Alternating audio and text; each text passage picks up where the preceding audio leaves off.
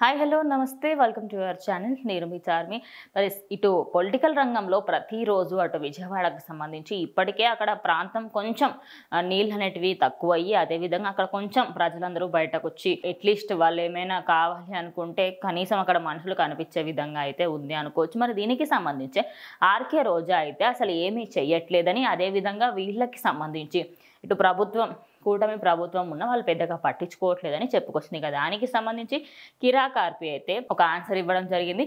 2 గంటల ముందు నోటీసులు ఇచ్చుంటే ఖచ్చితంగా అక్కడ ఏదో కొంచెమైనా ఈ విపత్తికి సంబంధించి అక్కడ నుంచి కొంతమంది ప్రజలనైనా బయట పడేసే వాళ్ళము అన్నారు. అయితే దానికి కిరా కార్పి ఇచ్చిన రిప్లై ఏమిటంటే 2 గంటల ముందు చెప్తే విజయవాడ అంతటి పెద్ద టౌన్ని ఎలా ఖాళీ చేస్తారు? నిజానికి పులొస్తుంది అంటే డోర్లు పెట్టేసుకుంటారు తప్పించి ఊరోదులైతే పారిపోలేరు.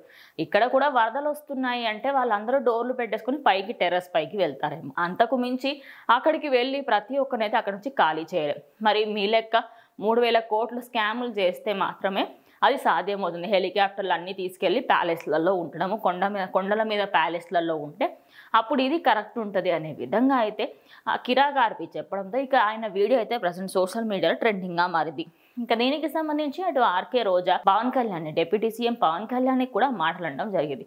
ఇక ఆ మాటలకు సంబంధించి నేను ఇప్పుడు ప్రజల్లోకి వెళ్తే అక్కడ ఉన్న వాళ్ళందరూ కూడా మొత్తం మా మీదికి వచ్చేస్తున్నారని, దానివల్ల సమస్య ఎక్కువ అవుతుంది తప్పించి తక్కువ అవ్వదని, కానీ ఎట్టకేలకు మేము మాత్రం అక్కడికి వెళ్ళి సహాయక చర్యలు అయితే ఖచ్చితంగా చేపడుతున్నామని ఆయన అయితే రిటర్న్ కౌంటర్ రోజాకి ఇవ్వడం జరిగింది.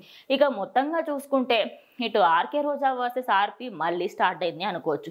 అయితే వరదలకు సంబంధించి టీడీపీ పార్టీ నుంచి ఇటు కిరా కార్పి మాట్లాడుతూ ఉంటే ఇటు మాత్రం వైఎస్ఆర్సీపీ పార్టీ నుంచి అసలు మీరు ఏం చేశారనే విధంగా రోజా అయితే మాట్లాడుతుంది. ఒకవైపు చూసుకుంటే అటు వైఎస్ఆర్సీపీ ప్రభుత్వం ఉన్నప్పుడు ఇంత వరదలు అయితే ఎప్పుడు రాలేదు. మరి వీటన్నిటికీ కారణమే వైఎస్ఆర్సీపీ ప్రభుత్వంలో వాళ్ళు అన్ని పనులు సక్రమంగా చేయకపోవడం అని చెప్పేసి కూడా ఆర్పి అయితే అంటున్నారు.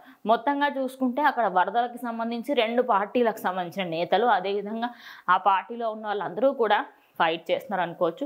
మొత్తంగా చూసుకుంటే ఇది అక్కడ మెయిన్ ఏరియాకి సంబంధించి అటు పవన్ కళ్యాణ్ అనడం, అదేవిధంగా కూటమి ప్రభుత్వాన్ని అంతా రోజా అంటుంటే కిరా కార్పి అయితే దానికి రిటర్న్ కౌంటర్ ఇస్తున్నారు. మరి ఇది ఎక్కడి వరకు వెళ్తుంది అనేది వెయిట్ చేయాలి.